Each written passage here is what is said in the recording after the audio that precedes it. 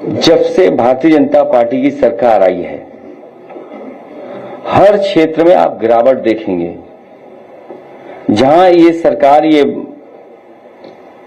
अच्छे दिन का वादा करके आए थे, डबल इंजन की सरकार कहते थे, अर्थव्यवस्था दुनिया में हमारी वहां पहुंच गई है, $1 ट्रिलियन की डॉलर की इकोनॉमी बनाएंगे, और वहीं गोंडा में ये पहली बार सुनने और देखने को नहीं मिल रहा है न्याय। मुझे याद है एक दिन रात में मैं टीवी देख रहा था और अचानक एक न्यूज फ्लैश हुई। कोई श्रीवास्तव परिवार था, उसको किसी ने गलत इंजेक्शन दे दिया प्रेग्नेंट महिला को, उसको लेकर के विवाद हुआ अस्पताल में, उसकी जान चली गई महिला की, पूरा विवाद हुआ वहां पर। और एक घटना नहीं, उत्तर प्रदेश में समय समय पे जगह जगह पे आप घटनाएं देखने को मिल रही हैं। ये स्वास्थ्य केवल विभाग नहीं, अन्य विभाग भी पूरी तरीके से चौपट हो गए, लूट मची हुई है। और अगर कोई शिकायत भी करता है तो उस पर अन्याय करते हैं। जो डपट खाता हो डिप्टी सीएम, जो डपट खा करके काम करता हो डिप्टी सीएम, जिसकी अपनी खुद गाड़ी छिन गई हो, उसे क्या उम्मीद करोगे स्वास्थ्य विभाग ठीक होगा? और फिर मेडिकल कॉलेजों की हालत देखिए आप, जो प्रेस्टिजियस यूनिवर्सिटीज हैं उनका हालत देखिए आप सोचिए, सैफई जैसा है मेडिकल यूनिवर्सिटी, उसको बर्बाद कर दिया इन्होंने। केजीएमयू की खबरें पढ़ रहे हैं कि यहां से न जाने कहां लोग जा रहे हैं, किस स्थान पे बैठ रहे हैं जाकर के, कहीं डायरेक्टर बन रहा है, कोई वाइस चांसलर बन रहा है। और केजीएमयू की हालत क्या है, लोहिया अस्पताल की हालत क्या है, सिविल हॉस्पिटल की हालत क्या है। और जिस सिविल हॉस्पिटल को बनना था, एक तो ये पूरे उत्तर प्रदेश में देख लो आप, झांसी के मेडिकल कॉलेज की हालत क्या है, पीएससी सीएससी की हालत क्या है, एम्बुलेंस की हालत क्या है। बीजेपी जाएगी तब स्वास्थ्य विभाग ठीक होगा। उत्तर प्रदेश सरकार के एक मंत्री ने टिप्पणी किया है, प्रियंका गांधी को नशा बुला दिया और राहुल गांधी को रावण बुला रहे हैं। कौन है ये मंत्री? दिनेश प्रताप सिंह मंत्री है उत्तर प्रदेश सरकार। हालांकि वो कांग्रेस में भी रहे हैं और हमारे साथ थे तब ठेकेदारी करते थे। और ये जो साथी बोल रहा है ये अपना पैकेज नहीं बताएगा ये भी पैकेज पे ही चलता है ये चैनल भी।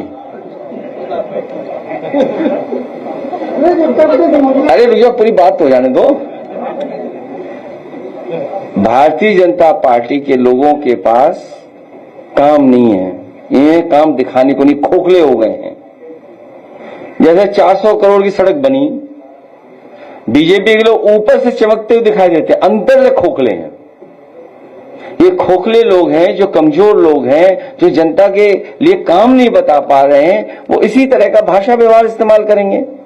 और केवल एक लीडर के लिए नहीं, हर एक के साथ ऐसे व्यवहार करते हैं लोग। और कभी अगर आप भूल जाएं कुछ बात तो एएनआई का आर्काइव निकाल के देख लेना कभी। गाजीपुर की घटना है सर, गाजीपुर की घटना है, बीजेपी कार्यकर्ता को पुलिस ने इतना पिटा कि उसकी पिटाई की मौत हो गई है। अब वहां पर वो थाने में धरना प्रदर्शन कर रहे थे और रात को 1:30 बजे बिजली करती है अचानक से, और पुलिस का लाठीचार्ज शुरू हो जाता है। कई कार्यकर्ता घायल हुए और उसके बाद एक की मौत हो गई। भारतीय जनता पार्टी की सरकार हिरासत में मौत का रिकॉर्ड के रिकॉर्ड बना रही है, और कोई एक घटना नहीं है। गुजरात के बाद शायद सबसे ज्यादा कस्टोडियल डेथ अगर कहीं हो रही है उत्तर प्रदेश में हो रही है। अभी तक तो दूसरे मारे जा रहे थे, दूसरे लोगों की जान ली जा रही थी। अब उन्हें दुख महसूस हुआ है कि अपने को खोने से क्या दुख होता है। लोगों का जो दर्द हम लोग कहते थे यहां बैठ करके आपके बीच में समय समय पर कहते थे, कम से कम अब भारतीय जनता पार्टी के लोगों को दर्द समझ में आया होगा। और न केवल निंदा करनी चाहिए इस घटना की, बल्कि इस घटना के पीछे कौन है, इस तरह के काम करने के तरीके को बढ़ावा कौन दे रहा है? कौन लोग हैं जो पीछे बैठ करके बढ़ावा दे रहे हैं? अभी कुछ दिन पहले हम लोगों ने अखिल भारतीय वीडियो पिटाई देखा था। अखिल भारतीय वीडियो पिटाई, उसमें क्या क्या हुआ था आपको खुद पता है? समझौते हुए, अंदर ही अंदर समझौते हुए पूरा देश प्रदेश जान गया कि अंदर कुछ गड़बड़ चल रहा है, लड़ाई चल रही है अंदर, झगड़ा चल रहा है अंदर, और उसी का परिणाम है कि लोगों के ऊपर अन्याय हो रहा है। अभी तक तो लोग जहर खा रहे थे दूसरे मुख्यमंत्री आवास में, उसके बाहर सुना है आज एक और खा लिया किसी ने जहर है। सोचिए आप, ये हालत है उत्तर प्रदेश की, और ये रिकॉर्ड बना रहे हैं कि सबसे ज्यादा जहर खाने वाले लोग यहां आ रहे हैं। हमारे पार्टी का भी नहीं बचा, आप तो न्याय के लिए यहां भी आत्मदाह कर रहे हैं लोग। तो आखिरकार ये सिस्टम को खराब किसने किया है? इस सिस्टम के खराब होने के पीछे कौन लोग हैं? मैं अपने चैनल भाइयों से भी कहूंगा कि आप भी थोड़ा निष्पक्ष हो जाओ। अगर आप लोग थोड़ा बोलने लगोगे, एक दिन में सरकार सुधर जाएगी। किस पे एफआईआर होगी? इसलिए मैं जानता हूं कि आप लोग भी इस प्रयास में लगे हुए कि सरकार जाए।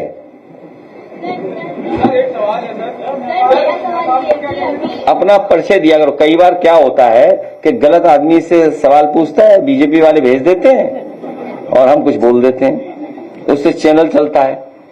आप अपना परिचय दीजिए, सब जान जाएं। सर, मेरा नाम फिजा है। सर, अगर हम कुछ चीजें रिलेट करते हैं तो सर अभी आसाम में लगातार धरना प्रदर्शन हो रहा है, और अगर देखा जाए तो जन जनरेशन इसमें ज्यादा शामिल है। सर, रिसेंटली अभी नेपाल में भी वो सरकार के खिलाफ प्रदर्शन किया और ओली ने वहाँ पे इस्तीफा दे दिया। उससे पहले बांग्लादेश और श्रीलंका में भी हो चुका है। तो सर, आपको क्या लगता है कि अगली बारी भारत की होने वाली है?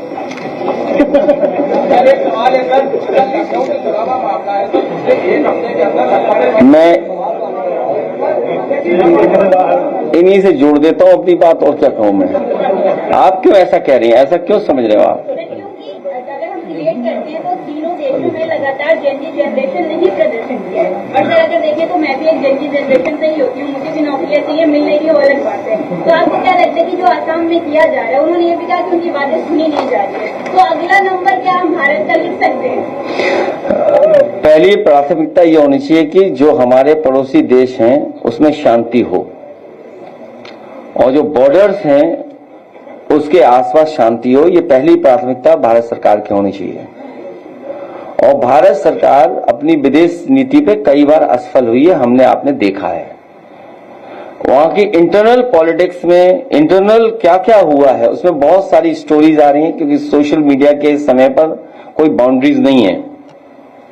एक पहलू देख करके कोई हम निर्णय नहीं ले सकते हैं। वहां और भी कई सवाल थे, गरीबी के, बेरोजगारी के, महंगाई के,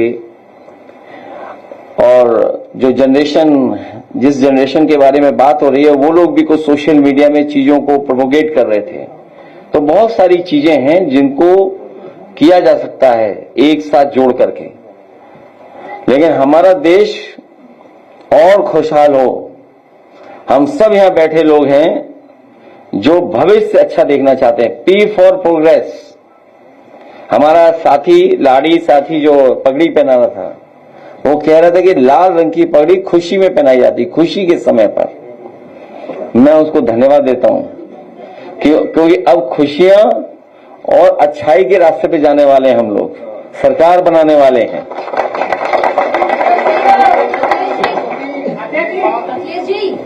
अखिलेश जी, मैं साधना यादव, मेरा सवाल आपसे ये है कि यदि आप सत्ता में आते हैं तो सिखों के लिए आपकी घोषणा पत्र में पहली प्राथमिकता क्या होगी? इतने चैनल कहां से खुल गई है सब?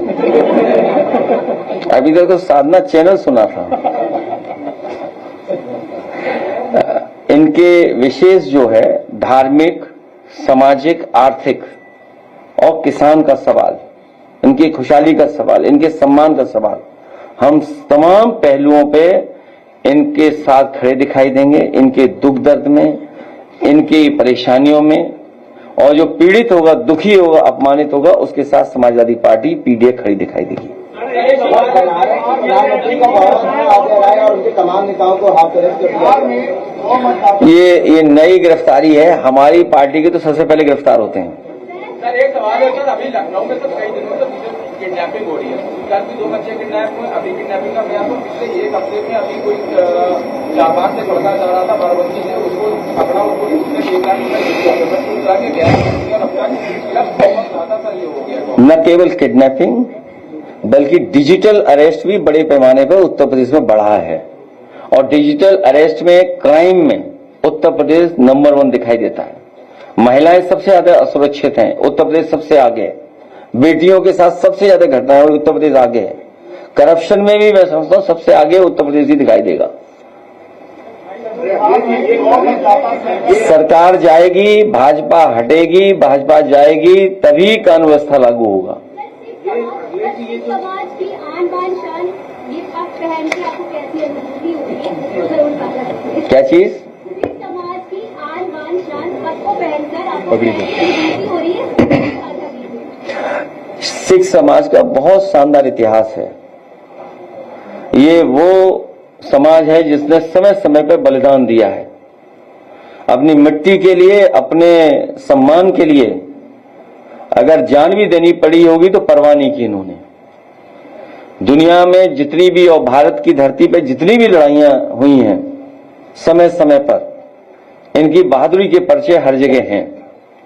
खेती बाड़ी में भी सबसे आगे इन्होंने मेहनत कर करके अपनी पहचान बनाई है। न केवल खेती बाड़ी में किसान अच्छे हैं, बल्कि दुनिया में अगर भारत की तस्वीर को सबसे पहले, सबसे ज्यादा किसी ने बदला है, जो सम्मान की दृष्टि से भारत को भी देखा जाता है, वो सिख समाज के लोगों का योगदान है। चाहे वो अमेरिका हो, इंग्लैंड हो, यूरोप हो, दुनिया के किसी हिस्से में हम चले जाएंगे, आज हर जगह सिख समाज के लोगों ने अपनी मेहनत से, अपने टैलेंट से, अपनी कुशलता से एक स्थान बनाया है। आज सिख समाज की वजह से भी भारत के लोगों को सम्मान की दृष्टि से दुनिया में देखा जाता है। किसको? किस एजेंसी ने दिया था, उस एजेंसी पे एफआईआर होनी चाहिए। जिस एजेंसी ने वो लखनऊ को नंबर 3 पर सफाई पर पहुंचाया था, स्मार्ट सिटी में पहुंचाया था, उस पे एफआईआर दर्ज होनी चाहिए।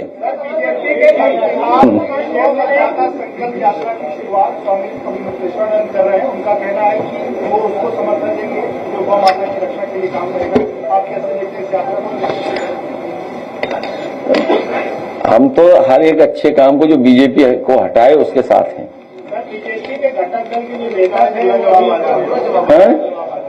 तेज बोलो भाई। बीजेपी के जो घटक दल के नेता थे वो कहीं अपमानित हो रहे थे। अब तो बीजेपी के मंत्री, उप मुख्यमंत्री नर्सों का ट्रांसफर नहीं करवा पा रहे, कार्यवाही नहीं करवा पा रहे हैं। सरकार चलाक हो रहा है, कार्यवाही नहीं करवा पा रही। सर एक क्वेश्चन आपसे ले लिया था। हाँ, अच्छा, सच्चाई तो ये है, ये साथी जो कह रहा है, अभी आपने ये जो साथी कह रहा है, अंदरूनी लड़ाई का खामियाजा हम और आप उत्तर प्रदेश की जनता क्यों भुगते हैं? जो अंदरूनी युद्ध चल रहा है, अंदरूनी लड़ाई चल रही है, उसका खामियाजा हम और आप क्यों भुगते हैं? करप्शन पीक पर है। सोचो, करप्शन पीक पर है, अधिकारी मनमर्जी कर रहे हैं। अब तो शायद दुख दर्द समझ में आया होगा बीजेपी को, क्या दुख दर्द होता है। याद कीजिए वो समय जब बैंक डकैती में एक फर्जी फेक इनकाउंटर हुआ था, जौनपुर में एक यादव का फेक इनकाउंटर किया था, और उसके बाद सोचिए सरकार ने उस फेक एनकाउंटर को जस्टिफाई करने के लिए अपने स्वजाति छत्री भाई का भी फेक एनकाउंटर किया था। इस सरकार से क्या उम्मीद करोगे आप?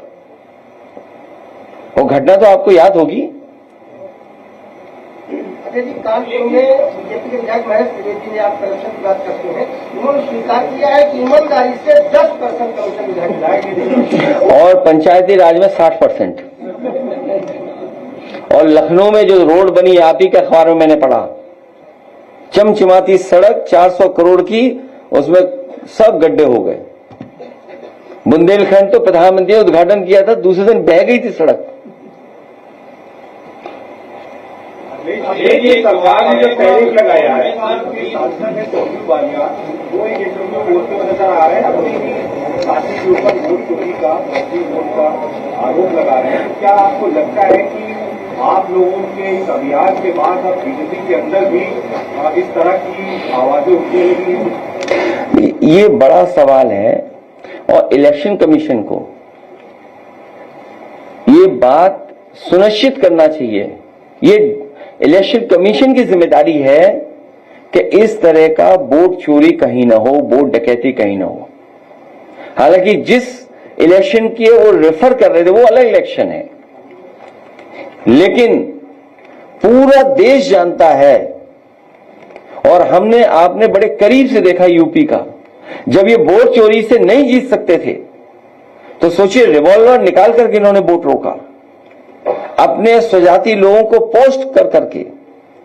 उस समय जितने भी प्रिसाइडिंग ऑफिसर्स बने थे, जितने भी चुनाव से संबंधित अधिकारी पोस्ट हुए थे, क्या मुख्यमंत्री जी ने अपनी स्वजाति के नहीं पोस्ट किए थे? कुंदरकी का चुनाव हो, डीएम एसपी कमिश्नर को क्या निर्देश नहीं थे? सोचिए कोई पॉलिटिकल पार्टी, हम शिकायत करते रह गए, 77% वोट पाए हैं पढ़ने वाला। रामपुर का चुनाव हम लोगों ने देखा, छीन लिया चुनाव, शिकायत करते रहे। मीरापुर का चुनाव और अयोध्या के चुनाव में एक व्यक्ति पकड़ा गया था, वो एक मंत्री का साथी था।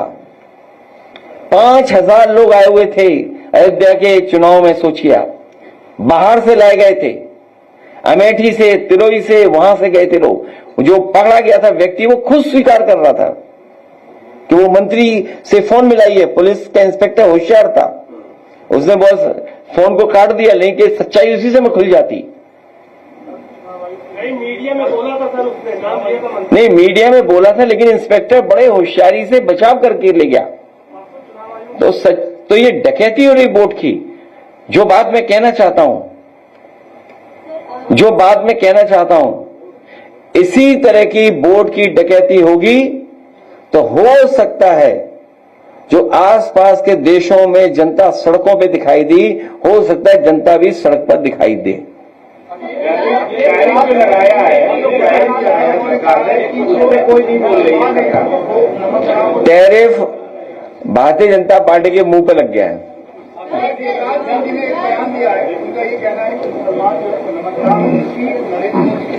अरे वो खुद नॉन वेजिटेरियन है, कोई हमें ये बताइए, हमारे साथी बहुत से सवाल पूछ रहे हैं।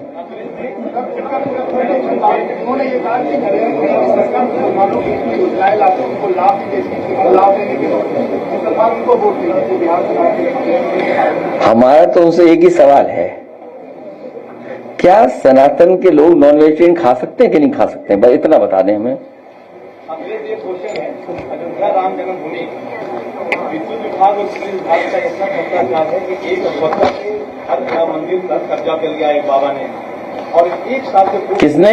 एक बाबा। अरे यहाँ भी एक बाबा ने कब्जा कर रखा है, उसे हटाओ।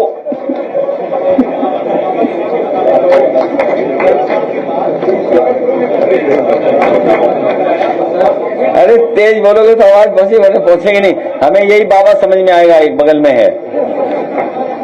तेज बोलो। मैं कह रहा हूँ एक बाबा ने एक साहब के मंदिर पर कब्जा कर लिया। वो बाबा योगी है क्या? अच्छा बाबा है बस। बाबा का नाम बता। और उस मुकदमे में एसडीओ यही सत्य पर मुकदमा हुआ गंभीर धाराओं में, AK शर्मा से मिला, सबसे मिला, अभी तक गिरफ्तारी नहीं होती है। तो हमारा आपके माध्यम से जो आप सवाल कर रहे हैं, कानूनी कार्रवाई हो, दोषी जेल भेजा जाए।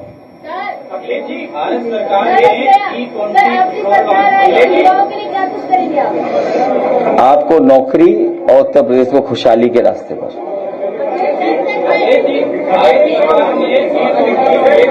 तो कहीं जाने का मन नहीं है आपका?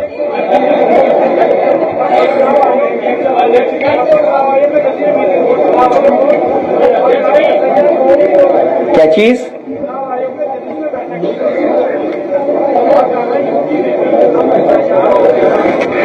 समाजवादी पार्टी क्योंकि सुप्रीम कोर्ट के समय समय पर निर्देश आए हैं और सुप्रीम कोर्ट ने निर्देश दिए चुनाव आयोग को। हमें पूरा भरोसा है कि चुनाव आयोग उन निर्देशों का पालन करेगा। चुनाव आयोग भारतीय जनता पार्टी का जुगाड़ आयोग नहीं बनेगा। जो चुनाव आयोग की जिम्मेदारी है कि सही वोट बढ़ना, गलत वोट नहीं बनना और निष्पक्ष चुनाव ट्रांसपेरेंसी लाए। हमें उम्मीद है कि टेक्नोलॉजी इतनी है, आधार भी है और तमाम सुविधाएं इलेक्शन कमीशन के पास हैं, तो वोट पूरा बनेगा, कोई छूटेगा नहीं और जब वोट पड़ने का समय आएगा तब भी निष्पक्ष चुनाव होगा। उनका एक पत्र वायरल हो रहा है, उनका कहना है छाता प्रभारी के द्वारा अपमान किया गया। लगातार तस्वीर के पत्र वायरल हो रहे हैं, कैसे देखते हैं तस्वीर के साथ? देवी रानी महोदय ने जो पत्र लिखा उसमें थानेदार को बर्खास्त करने की मांग की। उनका कहना है कि विधायक के साथ उन्होंने अभद्रता किया। क्या लगता है? जितनी जानकारी हमें है वो जानकारी ये है कि उनका अपमान जानबूझ कर कराया जा रहा है। जितनी जानकारी हमें है उतनी उनका जानबूझ करके अपमान कराया जा, इसलिए अपमान कराया जा रहा है क्योंकि उन्हें लाया गया था मुख्यमंत्री बनाने के लिए। वो एक गवर्नर थी। शायद बहुत कम ऐसे चुनाव हुए होंगे जहां पर गवर्नर विधानसभा का चुनाव लड़ते हों। वो गवर्नर थी, उन्हें भरोसा दिलाया गया था कि वो मुख्यमंत्री बनेंगी। अब जो मुख्यमंत्री बने हैं वही अपमानित करा रहे होंगे। और जो कमीशन वाली बात है, एक विधायक ने कहा, मंत्री ने कहा। आप सोचिए, एक डीएम को, एक आईएएस को अपने बंटवारे के चक्कर में अंडरग्राउंड रहना पड़ा था। वो कहां है आईएएस, बताइए आप, कहां है अंडरग्राउंड?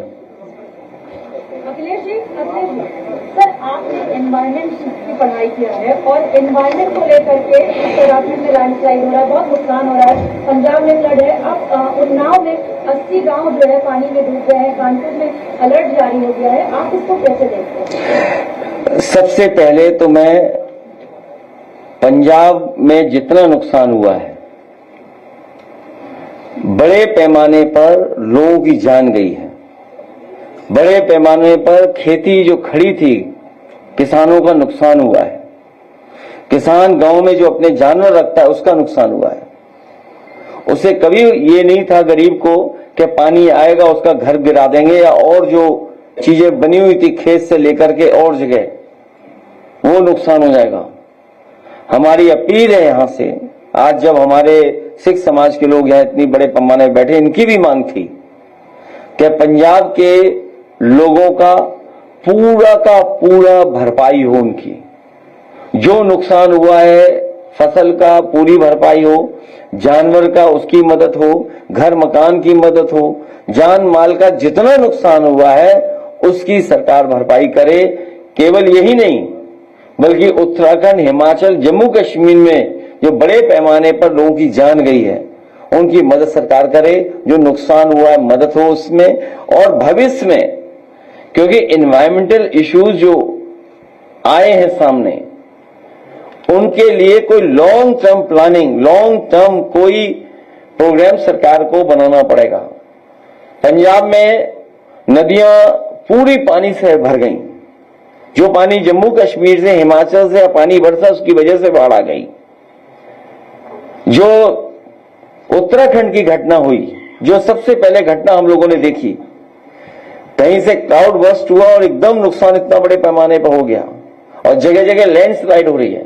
तो जब हम डेवलपमेंट करें, जब हम बड़े प्रोजेक्ट लाएं, तो जो एनवायरमेंट पे नुकसान क्या होने जा रहा है उसको देख के ही कोई डेवलपमेंट प्रोजेक्ट आने चाहिए, क्योंकि हमारे उत्तराखंड के पहाड़ कच्चे हैं, अमेरिका और यूरोप जैसे पहाड़ नहीं हैं, ये अभी नए पहाड़ हैं। इसलिए ये पहाड़ हमारे सुरक्षित रहें।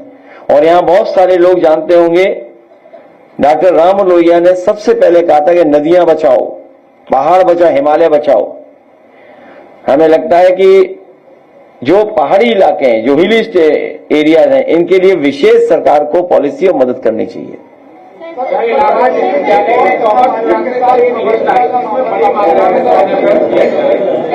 एनएफएस नया प्रोग्राम है, ये बीजेपी जाएगी तभी एनएफएस से बचेंगे।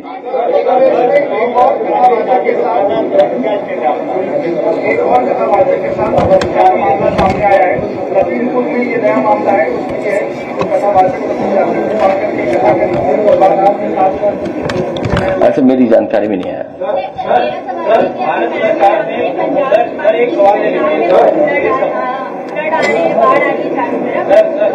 चुनाव से पहले जाति जनगणना क्या स्टैंड है? फ्लड हो रहे हैं, काफी बाढ़ आ रही है, लोगों के घर हो रहे हैं। सोशल मीडिया पर वीडियो भी बहुत वायरल होगी जिसमें कुछ मुसलमान वहाँ पे सिखों की मदद करने नजर आ रहे हैं, लेकिन कुछ दिन पहले देश की सरकार ने ये कहा था कि मुसलमान देशद्रोही होते हैं, वो तो किसी की मदद नहीं करते। इस चीज पे आप क्या कहना? भारत के लोग, हिंदुस्तान के लोग एक दूसरे की मदद करते हैं, केवल बीजेपी नफरत फैलाती है।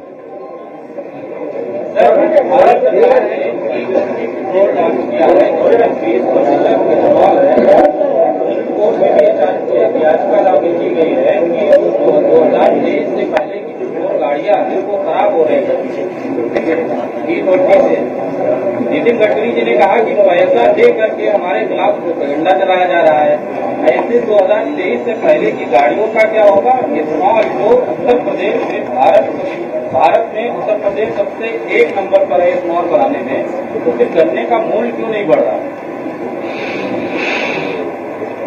ये बहुत अच्छा टेक्निकल सवाल पूछा इन्होंने। बीजेपी का बस चले तो गन्ने से सीधा इथेनॉल बना दे, चीनी बनाए ना। अरे ब्राजील में बनता है, मैक्सिको और देशों में बनता है। तो ये सरकार मुनाफे की तरफ ज्यादा जाती है, जहां इन्हें मुनाफा मिलता है उस तरफ जाते हैं, और मुनाफे को अपनी जेब में रखते हैं, बांटते नहीं है। यही झगड़ा है। हम चाहते हैं हमारा किसान खुशहाल हो। अगर गन्ने से या गन्ने के प्रोडक्ट के बाई प्रोडक्ट से कोई लाभ मिल रहा है तो उसको शेयर किसान को मिलना चाहिए। लड़ाई बहुत पुरानी है, ये लड़ाई बहुत पुरानी है। जो मुनाफा कमाया जा रहा है उसका बंटवारा किसानों को हो, किसानों को लाभ मिले उसका। सपा के वरिष्ठ नेता आजम खान साहब को हाईकोर्ट में रखा है, आप कौन? प्रदेश में है और पंजाब में आप देख ही रहे हैं। जितनी आपसे बातें की होंगी, क्या अभी आप आगे और काम करें जिससे इनकी बातों का निस्तारा हो? जितना भरोसा आपको है कि अगली सरकार बीजेपी की नहीं बनेगी, उससे ज्यादा भरोसा सिख समाज को समाजवादी पार्टी पर है। और इसलिए हम बता रहे हैं, आप समझ नहीं पाए बात को। हमारे सिख समाज के लोग जानते हैं, अगर सदन के मेंबर भी नहीं हैं तब भी कैबिनेट में एक सिख समाज का व्यक्ति शपथ ले सकता है। अगर ये किसी ने करके दिखाया है तो नेताजी और समाजवादी पार्टी हम लोगों ने करके दिखाया है।